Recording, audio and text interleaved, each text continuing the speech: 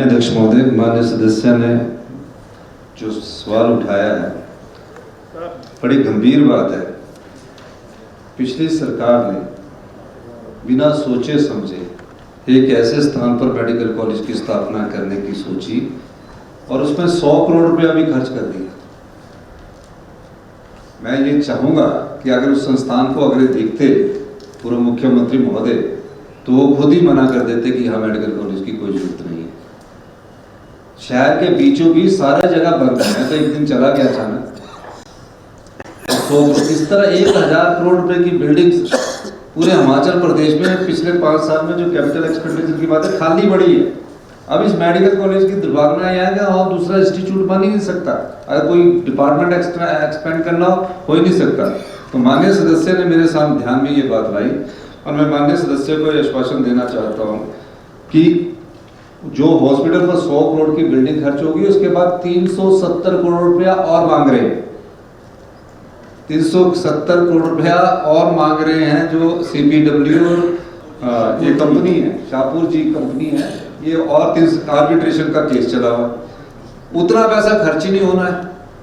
तो अब इस दृष्टि से एक फैसला किया गया कि 118 बीघे कहीं लैंड है जो फॉरेस्ट की है, उसकी फाइल मेरे पास आई है कि क्या हमें इसको करना चाहिए।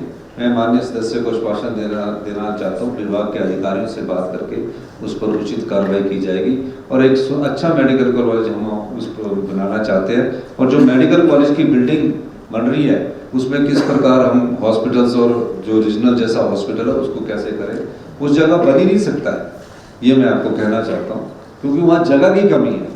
और मैं चाहूँगा कि सभी विधायक उस क्षेत्र के, सिरमौर क्षेत्र के सभी विधायक मिलकर एक ऐसी जगह मेडिकल कॉलेज बनाए ताकि उसमें लेटर और सुनर एक्सपेंशन का स्कोप। सदर में कहना चाहता हूँ, विधायक क्षेत्र निधि, विधायक की ऐच्छिक निधि से कोई छेड़छाड़ कोई अधिकारी नहीं करता और कोई ट्रेजरी को ऐसी इंस्ट्रक्शन नहीं गई है कि इस मनी को रोका जाए। माननीय अध्यक्ष महोदय, हमारी सरकार व्यवस्था परिवर्तन के तहत अपने अधिकारों की लड़ाई लड़ रही है।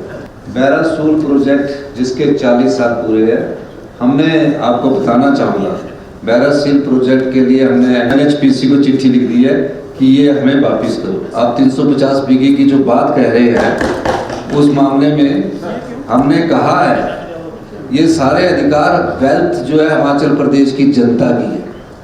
ये पता भी नहीं होगा कि 40 साल उस प्रोजेक्ट के पूरे हो चुके हैं।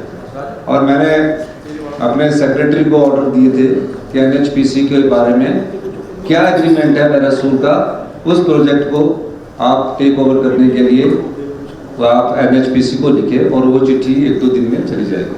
जो डूगर का प्रोजेक्ट है 500 मेगावाट, मैंने कहा कि आप हमारी शर्तों पर 40 साल बाद प्रोजेक्ट वापस करने के लिए एग्रीमेंट करते हैं तो ठीक है, 12-18-30% देते हैं तो ठीक है। पिछली सरकार ने क्या किया कि उसको 12% पर देकर लाइफ लोन दे दिया, तो उस प्रोजेक्ट को हम कैंसिल कर रहे हैं और CMD को पूछेंगे। और जो और प्रोजेक्ट है SJVNL भी है, सब जगह हिमाचल के अधिकारों की लड़ाई की शुरुआत हमने की है।